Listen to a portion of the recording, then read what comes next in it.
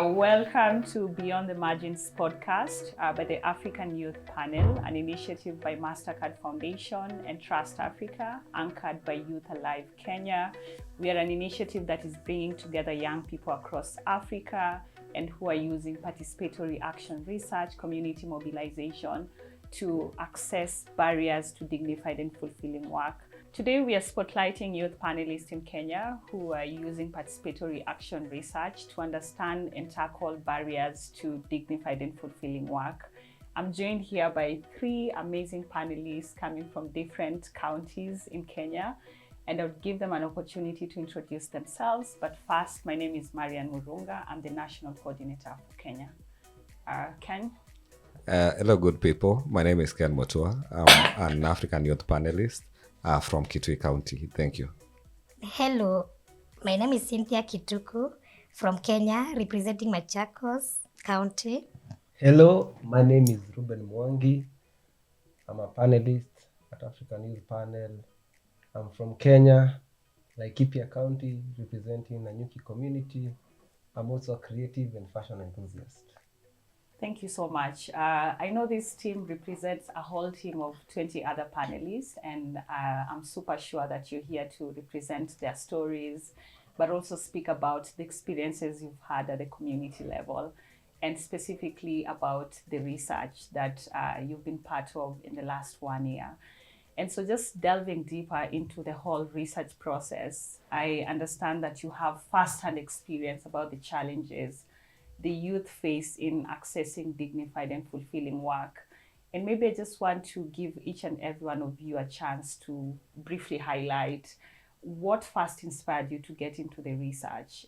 What was your motivation to get into the research work? I can go first. What motivated me to join the research was while the initiative was coming up, they wanted us to share a story of maybe of our vulnerabilities. And I had a chance to share a story, a real life experience through my family, through my community, and also as an individual. Again, what motivated me joining the research is on my background in community development. I'm so adept to community and I've worked with communities, and also what also spotlighted me for this initiative was my engagements with various organizations here in Nairobi and also in my county. Yes, thank you. Thank you so much. Maybe you, Cynthia. Okay. Yeah, okay. Me, what inspired me to join it is I wanted to be part of the change because in my community where I come from, some persons who are living with a disability, most of them have never accepted themselves. Even some parents have never accepted that they have children who have disabilities. And through me, I wanted to show them. I wanted to show them that they can accept their children and give them opportunities and freedom, because some of them have closed their children in the houses. They don't want them to be exposed. They feel shame. And also other children, they have never accepted themselves because they feel shame to interact with others.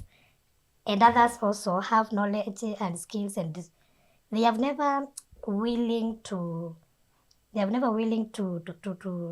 make themselves to grow. So I just wanted I myself to go talk to them and change them and take away that mentality of that they can't be. I wanted them to see themselves as a different person, not the person with disability. Yeah, so that's what motivated me. Thank you, Cynthia. Ruben?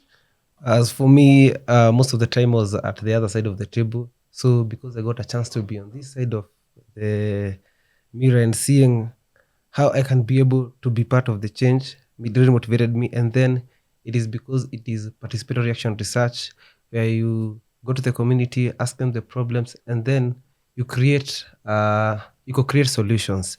And that participatory action research is a very effective way to improve livelihoods and also create more opportunities in the community. So that approach made me feel like we are in the community. Yeah. Thank you so much. And maybe just to start with you, Ruben, I know we hear about research as a very big thing, especially for us young people. I think even as we take this second round of questions, would you just like to share what made the participatory action research more unique to you, that also just motivated you to really be part of it? Because as young people, when we hear about research, it's this very complex field that we hardly want to get into. But for this particular approach, what is it that has really stood out for you? And in addition to that, even in the recent research you've been taking part in, what are some of the key issues and maybe one issue that really stood out for you out of the research? So what made me love this kind of research is because it is community driven and real stories, real facts. And one of the key issues that I found in the community is the mismatch in opportunities, because you find so many creatives are not able to maximize their talent or full potential. So maybe they are convinced to pursue education or go and graduate, hoping they will get a good job. So if they get a good job, yes, it's a good thing they have gotten a good job, but they are not doing something that is satisfying them, because they did it because they were not able to continue their creativity. Also, when they go and graduate and hoping for a good job, most of them they don't get it, and they feel very hopeless. So it is like they end up doing casual jobs and they are not satisfied. So that mismatch in opportunities, that is the key issue that I've faced. Okay. Cynthia, I think from what you're narrating, what came out so loud is the kind of stigma you're breaking, especially with persons living with disabilities. And one, because in our community, we've normalized, closing them, not exposing persons with disabilities. And I also just want to understand from you what has been your experience. What have you find out from your experience in just working at the community, but also being able at the same time to, sensitize persons with disabilities and letting them know you don't need to be closed in these spaces, but there are as much opportunities that we as well can go for. Yeah, so okay. For me, when I visit some of them, there is a lot of challenge. You find someone totally, he or she has never accepted himself or herself, but I normally show them that, okay, because me, I have a story also. I have a story, so I come from somewhere, and also this far, something opportunities came from me, and it never came for me. I went for them. So I always tell them that they should not stay indoor. I'm talking about the ones who are now educated. They should not be indoor. They should wake up. They should go find some things. And like in our community, there is a lot of opportunities for the persons with disabilities and also youths. So I normally tell them to attend them. When they hear opportunity somewhere, they should go, because when you interact and when you mingle, and also when you network, at least something can come up from there. But when you stay indoor, definitely opportunity will never get you there. So I normally talk to them to show them they should not fear. They should get out. They should be free. When they hear anything or they invited somewhere, they should go. And again, about the parents, it's not that easy to convince a parent to release her child. Mostly the mothers. The mothers are the ones who will stay along for a long time with their children. So it takes them, some of them, it takes them for them to release their kids. So to talk to them, I normally call them, me myself, and talk to them. I tell them stories according to my parents, what my parents did to me, that I got exposed, and I went to the school, I finished my education, and now I'm somewhere. But at least sharing them my real story, nimeona it has been, can we use Kiswahili? Yeah. So talking to them, nimeona my story has changed them, some of parents. And I'm happy because I've changed some lives. Yeah, Some lives, not a lot, but some. Because there are some parents who give testimonies with me. Yeah. Also children also. They tell me I told them something they never know.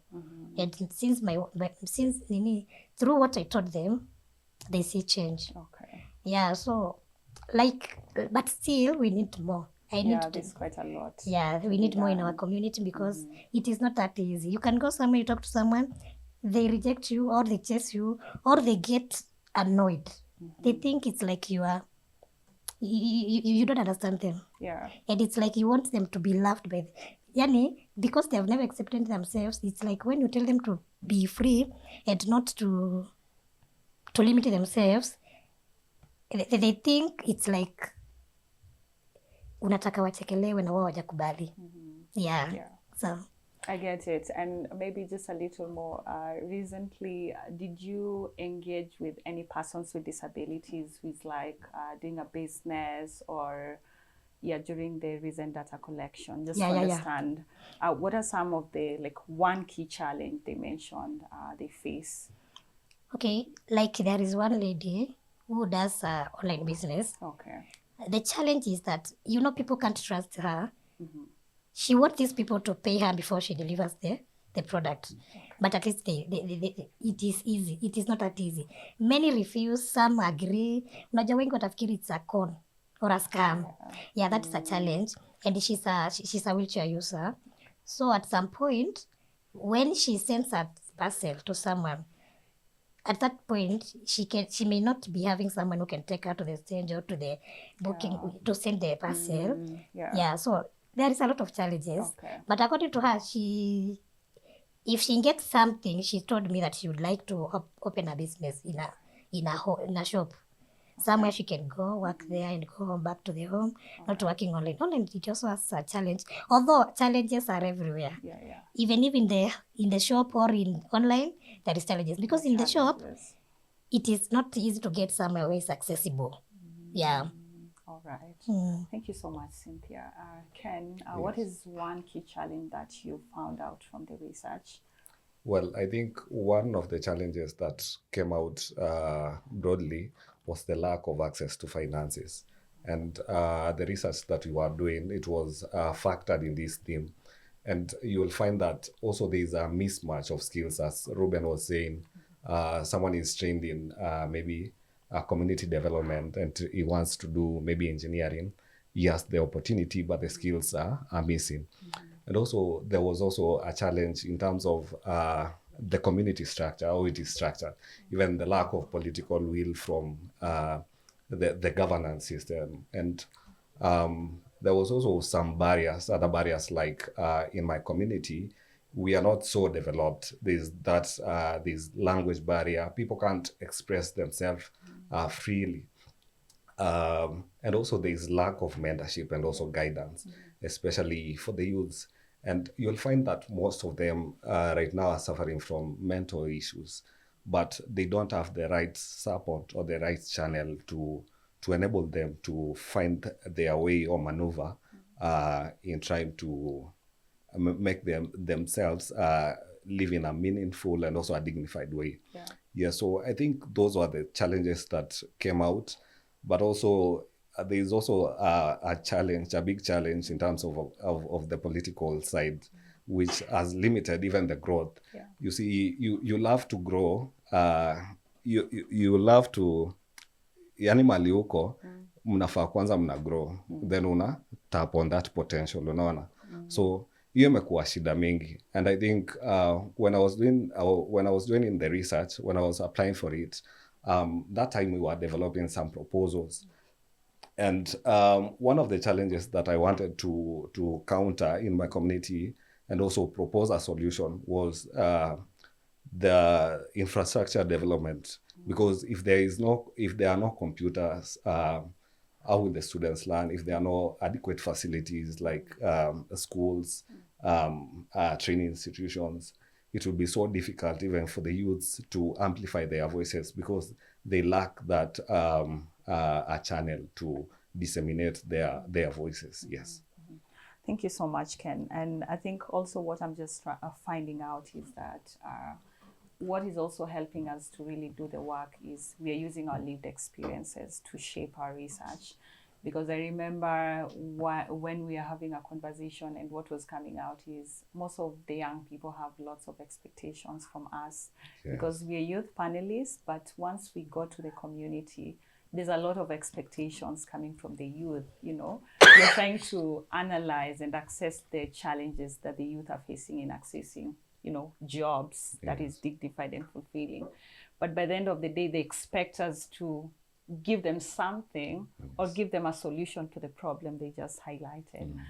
How does it feel to like use your lived experience in your research work? Has it helped you to engage as many young people, or how has the experience been? Yes, I think it has created a space of ownership. At least you're not alone that is owning this story. There are some people who are sharing the different stories with you. But what they are lacking is the panel or a stepping stone to climb the ladder. Yeah. So you'll find that most of the youths, while we were engaging with them, they require a lot from us. Yeah. And there's an article that you shared about the reimbursement culture, which is killing the youths. And I think this has really led to the development slowing down because we expect to get monetary value other than maybe an opportunity that you can cling on, you see. So I think that has been really a challenge with the community in terms of their expectations, as you put it. And also, I think also Ruben and Cynthia share the same things, but you love the audience. Yeah. Ruben, how does it look like to use your lived experience to do the research? For me, it is very emotional because, being constantly rejected at jobs because you don't have experience, and then you go to the ground and hear stories of people break down because of constantly not getting employment. It's not easy, but at the end of the day, seeing those stories turn into data and to meaningful evidence, it gives you hope because it is a start of a solution. Yeah. Cynthia, what about you? Just like using your lived experience, how does it look like in your research work? It looks a bit challenging also because you find people with different perspectives and different comebacks. Yeah, so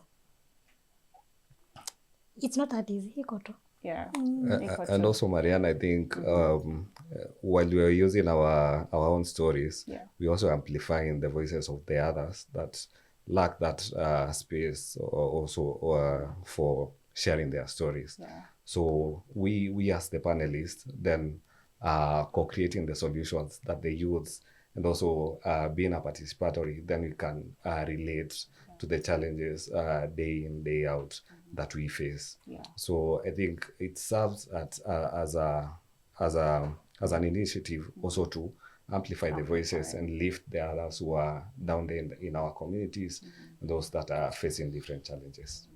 Yeah, and is the reason why we might be 20, but by the end of the day, like you say, our main role is also to ensure that we amplify the voices of other young people. Is the reason why we work with local youth groups, local networks at the community level, but also other organizations, just so that while we may be 20, our impact has to spread as far and wide, right? Yes. Yeah, and I'm sure we've gathered lots of insights from the research, from our experiences with the youth.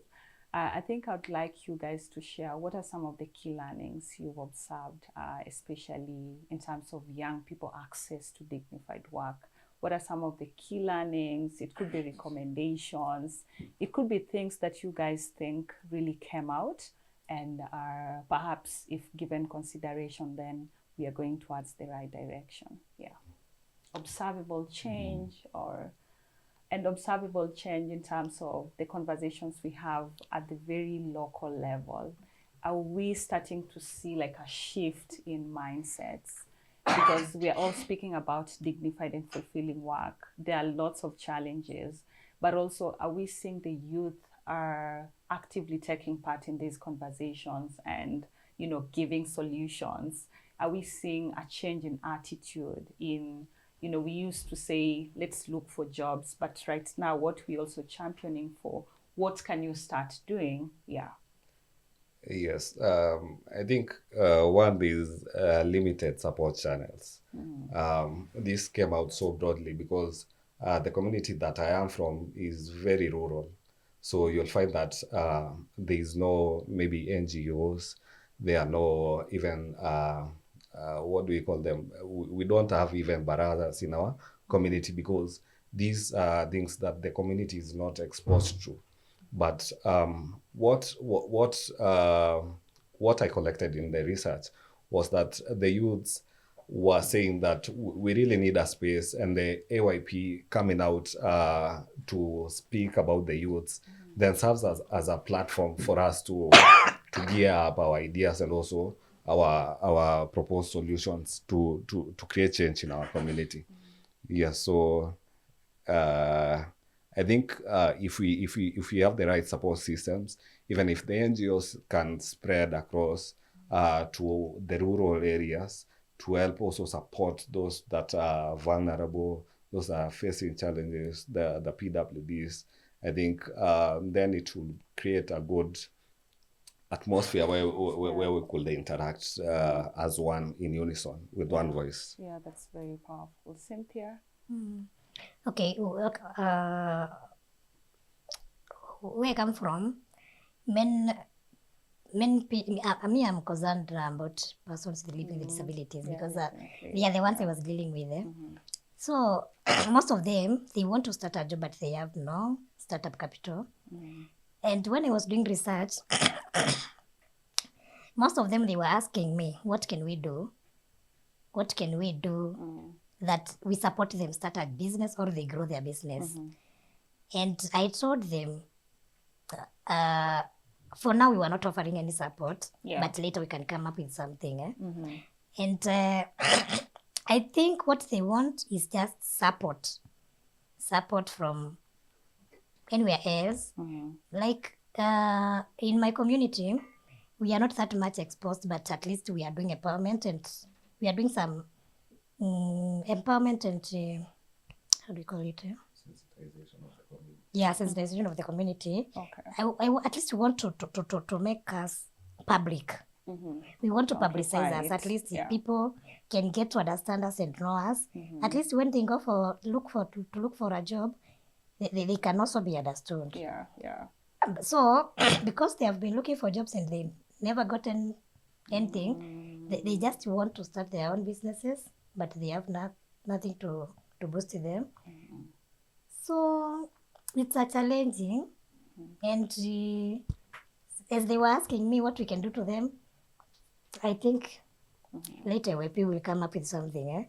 Exactly. And I really like your point around when persons with disabilities are looking for jobs, and more often than not, they're not accepted, right?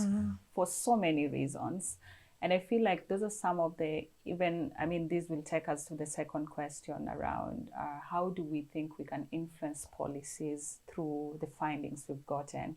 And that is a very strong point, because you realize most of our persons with disabilities, whenever they apply for jobs, they perhaps get a no from companies, from employers. And part of the things we are doing is why? And we then even start advocating for disability-friendly, way of applying for jobs, because we have different needs, and same is persons with disabilities. They don't have the same needs as us. So even in how we put up the applications for how they're supposed to apply, even in how, how accessible are our job places for persons with disabilities, how friendly are those platforms for them? So I feel like those are some of the things now that will come as part of the recommendations. And also, I would like to add something. Yes. You know, you as AYP, and I think we should do more advocacy and empowerment to either organizations, managers, at least we collect them, either organization, hospitals, or companies. You just come up with us training. Yes. You train them at least to accept us. Because in most cases, we apply for a job.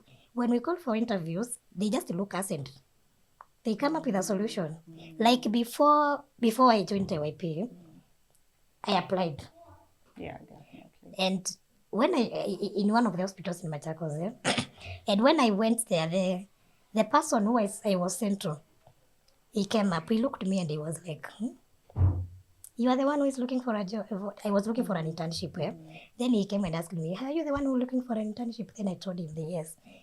He looked at me. Yeah, honestly, he stared at me in a way that I doubted. Then, a friend I was with, she asked me, Cynthia, will this person help you? Because the way he appeared. So when he came, I told him what I wanted. And do you know what he told me?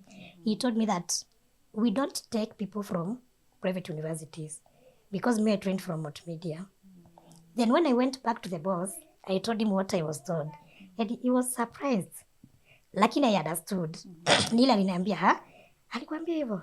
Okay, that is surprising, but so you see, that person saw me and alishindwa what to tell me because I'm a person with a disability. Akaona niambia they don't take people from private universities. So like, and more. So most of us, we go, at least we have the skills and the knowledge, but we get excuses, very, very petty excuses. Yes.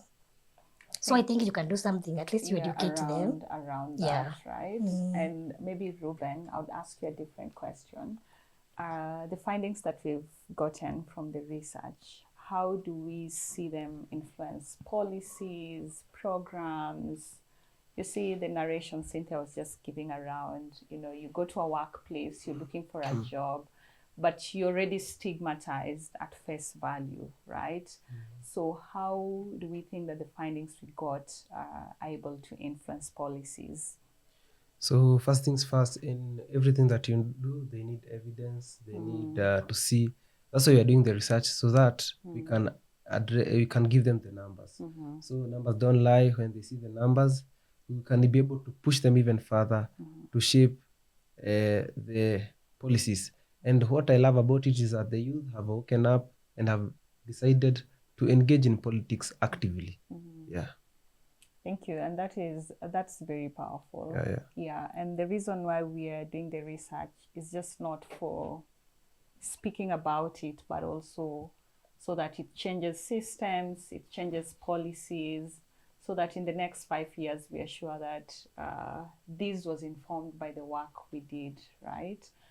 And maybe one final thing on that section is, what would you want decision makers to know just about the work we've done? It could be in 2-3 words, just something.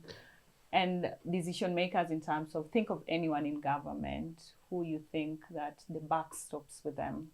If you had like that very brief moment with them, what would you tell them about your work? So I would like to tell them, youths are ready, youths are hardworking, and the youths want to be involved from the start of the process to the final process, not from the top down. Yeah, we want to see change that we are part of. We don't want to just be fed what has been just written in a board. We want to be part of the process. Yeah. From the word go, right? From the word go. Cynthia? Okay. Me also, I would like to tell them we should be included. We have to be included in everything, in opportunities. Yes, we look limited, but our knowledge is not limited. Our minds are not sick. We are okay, and we can change something. We can be a gap. We can fill a gap somewhere.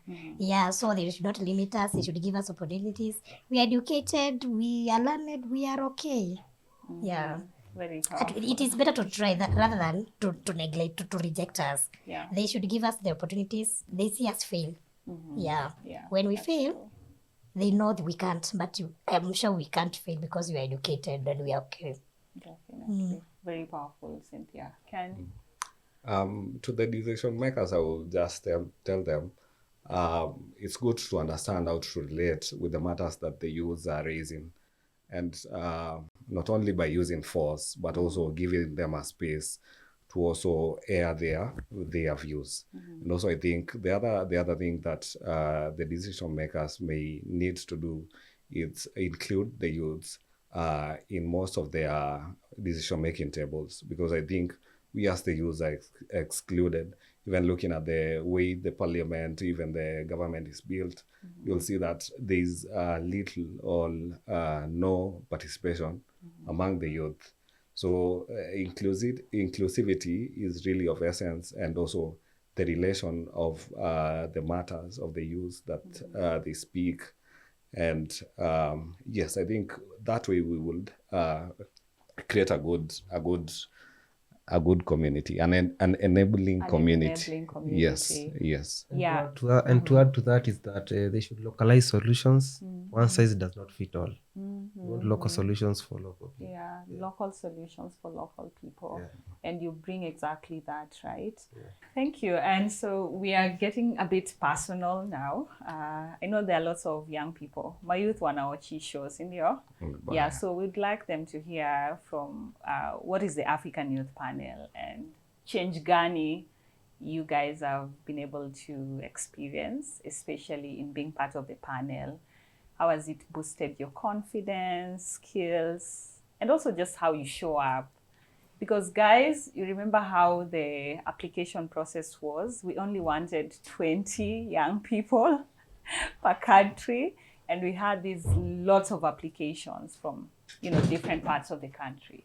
So I think kuna mayouth wanataka tu kusikiza, how has it been? How has it boosted your confidence and how we show up? Maybe let's start with Ruben. For me, participatory action research, you need to be trusted first. So it has made me very patient. And also seeing you turning stories into change has made me realize that change does not start with power, it starts with courage. Yeah. Wow. Yeah. Stories into change. That is really powerful. Cynthia, how has it been for you? Okay, at the start it was not that easy, but I think you should have enough confidence. You be strong, you face the world, and when you are engaging with them, you be you. You show them that you are not afraid, you are okay. Yani unaonyesha at least pia wenye wanakama hapa na feedback strong hawakuogope. Alafu at least being in AYP, it has changed my life. At first I was so shy. But now I'm strong. Can speak. I can speak in panel, in public, in a congregation of many people. Yeah, because I remember during the trainings you always have, you have to, they're always you just need to speak out. There's no other option. Yeah. So I'm glad that in one way or the other, it has really boosted our confidence. And it has helped me, it has helped me, enabling me realize who I am. Okay. Yeah. All right. You can grow, you can be old, but you don't know who you are. True. So now I can tell who is Cynthia. Yeah, that's powerful. Yeah. It has shaped me. Yeah. That's very impressive. Ken? Yes. The AOP has really boosted my confidence, especially through my interactions with the community. It has also given me that platform also to share and also interact directly with my community, other than seeing things online and then chanting them out. And also the AOIP has also helped me also speak, as Cynthia was saying, in public spaces where I can also share more about what AOIP really is. And also it has also helped me build my background in community development through the community action-oriented research. And also it has enabled me also to become a leader in my community, and also to see the way forward in the coming future, and also to understand how then after AYP can I create a community that is really participatory in matters, dignified work, and also economic growth. Oh, nice. That's very powerful. I think you've all answered my other second question, which was asking, what is one thing you've learned about yourself through this journey? There's patience with people. There's, being able to accommodate people as well. And there's being a leader as a person. Because I imagine every day we are interacting with people at the community level. My youth, they come with different kinds of demands, expectations. But how we then manage to navigate through, I think, is really outstanding, especially for us being young people. And so to all the young people that are listening to us, watching us, what is that one message for a youth who wants to create change? What is that one message that you have for them? Maybe I'll start with Ken. Okay. One message to the youth is we should really stand outside, also take these spaces.